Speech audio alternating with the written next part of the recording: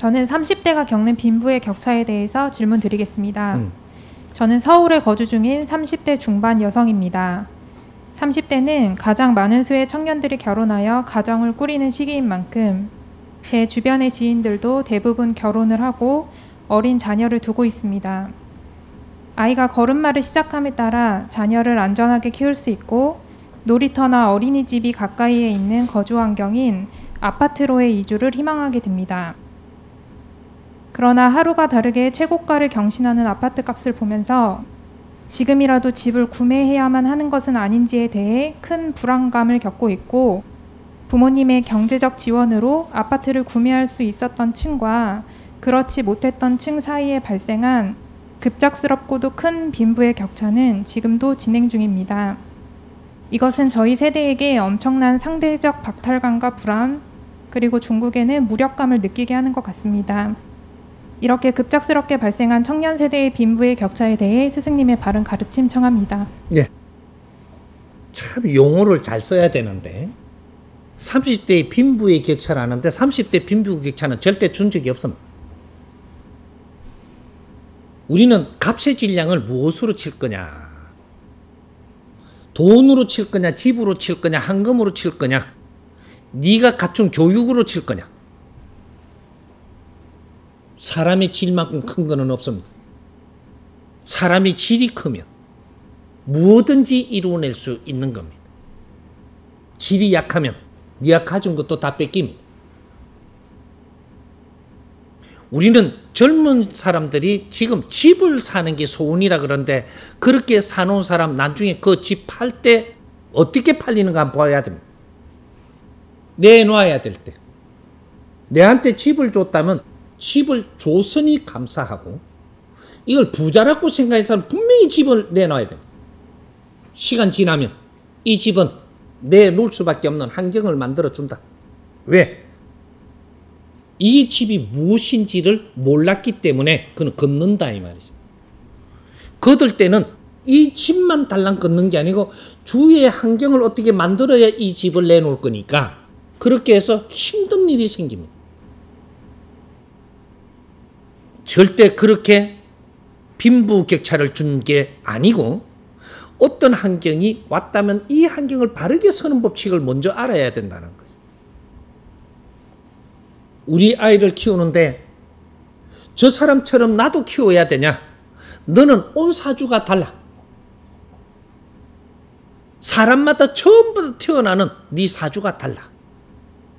저마다 소질도 다르고 내가 지은 업의 고리도 다르고 전생에 살은 방법도 다르고 전부 다 달라.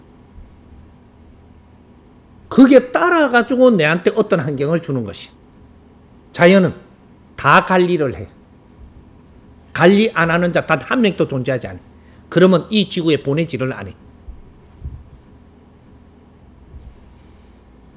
집을 줘볼 수도 있지만 그 준 것을 바르게 네가 쓰는지 안 쓰는지 항상 지켜본다라는 사실은 네한테는 지금 어려움을 조금 주지만 이 어려움을 지혜롭게 극복해 나가면서 열심히 바르게 가는지를 그걸 지켜본다는 사실을 잊으면 안 된다.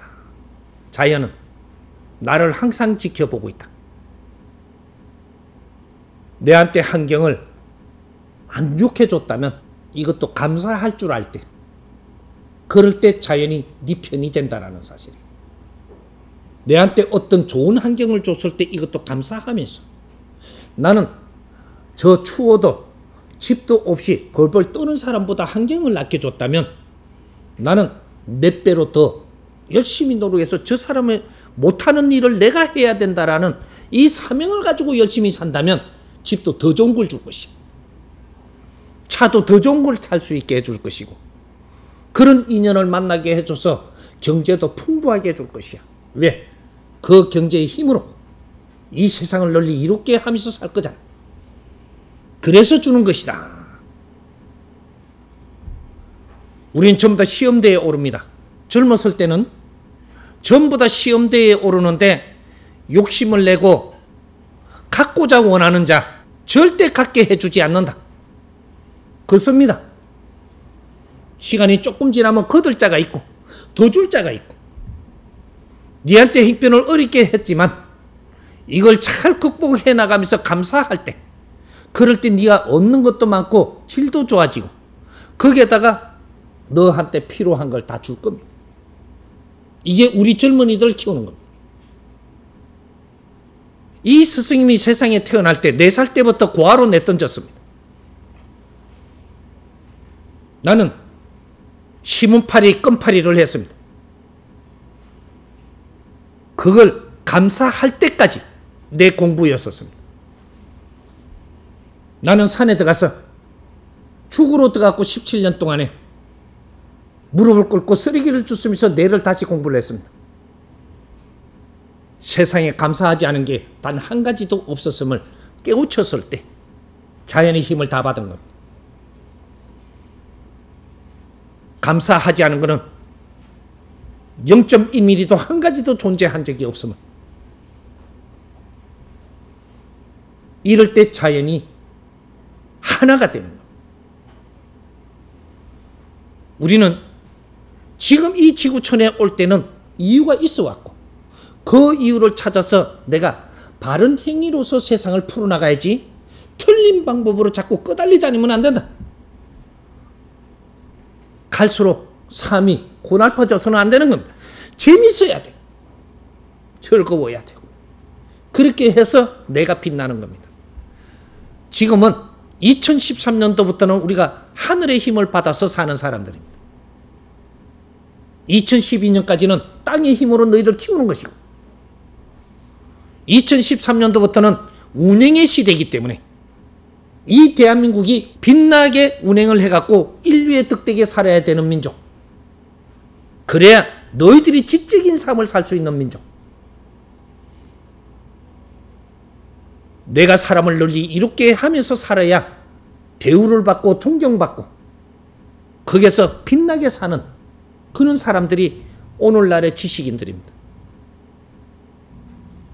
이런 길을 앞으로 열어주겠지만 지금부터라도 조금씩 나를 챙김에 갖추어야 그는 횡단에도 올라설 수 있을 겁니다. 조금만 더 힘이 들다고 생각을 하지 말고, 이것은 나의 공부로서 왜 나를 여기에다가 이 환경에 두었겠는가, 이런 걸 조금 연구하면서 세상을 불평하지 말고, 절대로 불평불만은 너희들한테 그 자격을 준 적이 없어. 내 환경에 따라서 내 논리로 불평불만하는 것이, 우리한테 안 준 짓을 하면 안 돼. 네가 더 어려운 삶을 살면서 그걸 다시 또 깨우쳐야 돼. 이런 거니까 우리 부익부 비익비 소리는 하지 마십시오.